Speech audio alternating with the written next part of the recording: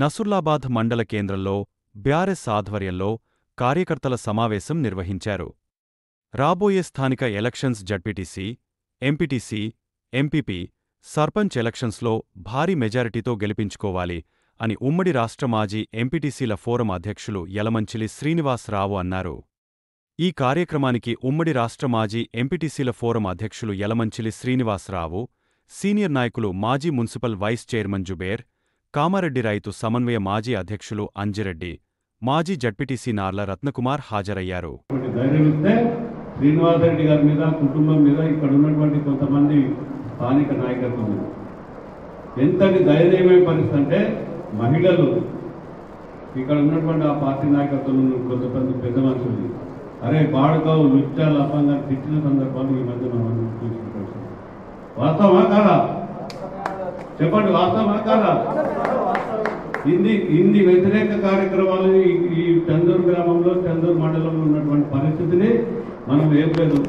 మా నాయకుడు కేసీఆర్ ఆయన ఇచ్చినటువంటి సంక్షేమ కార్యక్రమాలు ఇవి, ఆయన ఇచ్చినటువంటి అభివృద్ధి కార్యక్రమాలు ఇవి, మేమని ఆయన ఇచ్చినటువంటి ప్రతి సంక్షేమ కార్యక్రమాలు, ఇవాళ రుణమాఫీ కానీ, రైతు బంధు కానీ, లేకపోతే రైతు బీమా కానీ, లేకపోతే కళ్యాణ లక్ష్మి కానీ, ఇలా చెప్పుకుంటూ పోతే ఏ సంక్షేమ కార్యక్రమాలు పుట్టయితుందో దాన్ని మనం ఇవాళ ఓటర్ ద్వారా కనీసం ఇంటికి పోయి గుర్తు చేయాలి.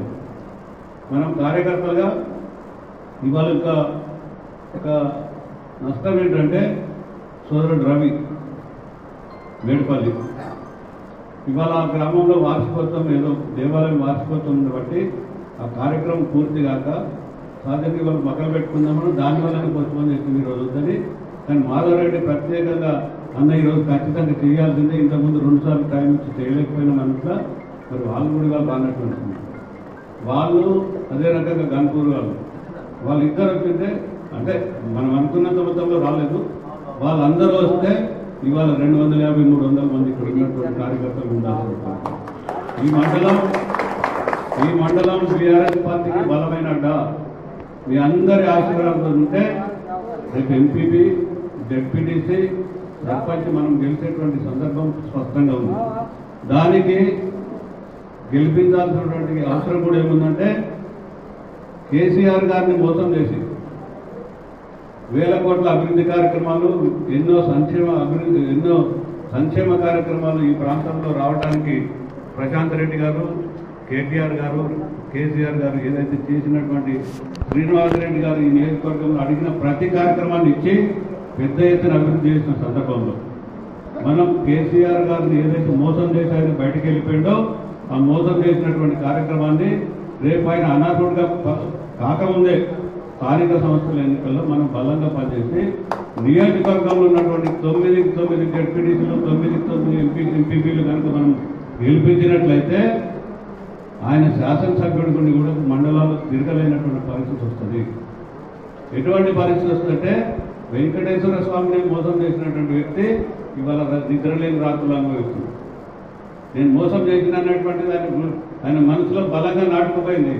నా కొడుకు కోసం వాడేదో ఎమ్మెల్యే అవుతాడని నేనేదో తప్పు చేస్తే ఈ తప్పు నన్ను ఆ వెంకటేశ్వర స్వామి నిద్రలేని రాత్రులు చేస్తుందనంటే, రేపు ఈ 9 జడ్పీటీసీలు మనం గెలిపిస్తే శ్రీనివాసరెడ్డి గారు జీవితంలో 77 ఏళ్ళ వయసులో ఇవాళ ఇన్ని తప్పులు చేసిన వ్యక్తిన దేవుడు క్షమించే పరిస్థితి లేడు. మనందరం దాన్ని ముందుకు తీసుకోవడానికి స్పష్టంగా ప్రతి కార్యకర్త రేపటి స్థానిక సంస్థల ఎన్నికల్లో 9 జడ్పీటీసీలు రావడానికి మనందరం కష్టపడాల్సినటువంటి అవసరం ఎంతో ఉందని. ఇంకా చాలా మనం పోతే ఇక్కడ చాలా ఉన్నాయి.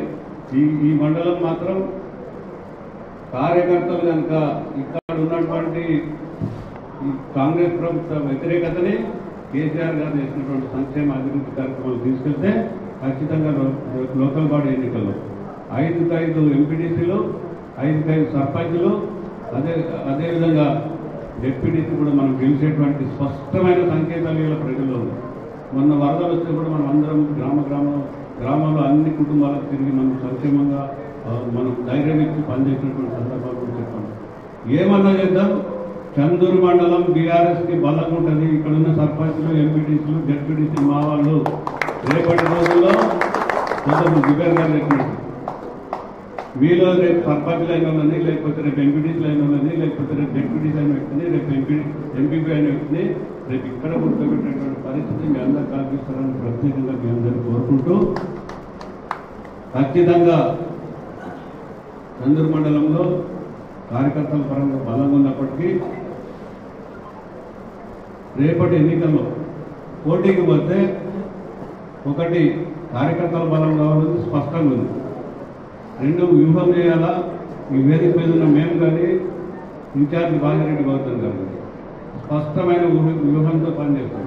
ఒకే ఒక అంశం మీ అందరికీ కొంచెం కొడుతుంది. ఏమంటే ఎన్నికల్లో అవతల శ్రీనివాసరెడ్డి గారు పెద్ద ఎత్తున దోపిడీలతో ఇంకొకరు పైసలు సంపాదిస్తున్నారు. భాస్కర్ రెడ్డి నేను ఎమ్మెల్యే కావాలనేటువంటి మంచి కోరికతో ఉన్నాడు. వాళ్ళు ఈ సంపాదన అంతా రేపు అవసరమైతే కార్యకర్తల పరంగా పైసలు ఇచ్చి ఓట్లు పొందామనేటువంటి ప్రయత్నం ఏదైనా చేసేటువంటి ప్రయత్నం మీ అందరికీ కేటీఆర్ గారి తరఫున మేము స్పష్టమైన హామీ ఇస్తున్నాం. పార్టీ నుంచి ఎంతో కొంత పోటీ చేసే అభ్యర్థికి ఆర్థిక పరంగా సహకరించి ఖచ్చితంగా మీ అందరినీ ఆర్థిక పరమైన అంశం మీకు అడ్డం లేకుండా గెలిపించుకోవాల్సినటువంటి బాధ్యత నాకు ఉంది. ఆ కార్యక్రమాన్ని మేమందరం కూడా స్పష్టంగా కేటీఆర్ గారితో పంచుకొని వాళ్ళకు కూడా ఇంత మోసం చేసినటువంటి శ్రీనివాసరెడ్డి గారిని ఆ కాన్స్టిట్యున్సీలో మెజారిటీ ఎంపీపీ జెడ్పీటీసీ మనం గెలిచేటువంటి ఏర్పాటు చేద్దామనేటువంటి వాళ్ళ కసి కూడా ఉంది. దాన్ని కూడా వాడుకుందాం. దీన్ని పెద్ద ఎత్తున మరి ఈ మండలంలో బీఆర్ఎస్ పార్టీకి పూర్తి స్థాయిలో అన్ని ప్రోటోకాల్ ఉన్నటువంటి పదవులన్నింటినీ మనం గెలిచినటువంటి పరంగా మీ అందరూ స్పష్టంగా పనిచేస్తారని మీ అందరినీ ప్రత్యేకంగా కోరుకుంటూ, మరి ఇంత రాత్రి సమయంలో కూడా రాత్రి 9 అవుతుంది. బీఆర్ఎస్కి పార్టీకి కార్యకర్తలే లేరంటే ఇదేం సమావేశాలు అనేటువంటి పరిస్థితి.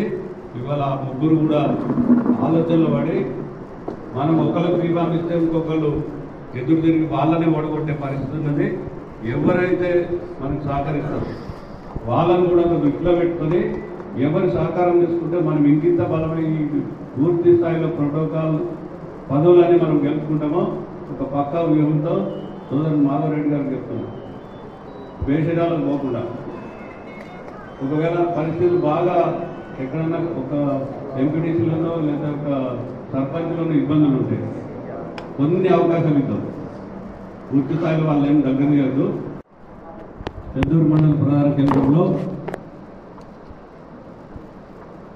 రాబోయే స్థానిక సంస్థల ఎన్నికల సన్నాహక సమావేశంలో భాగంగా సోదరుడు మాజీ పిఎస్సి చైర్మన్ మాధవరెడ్డి గారి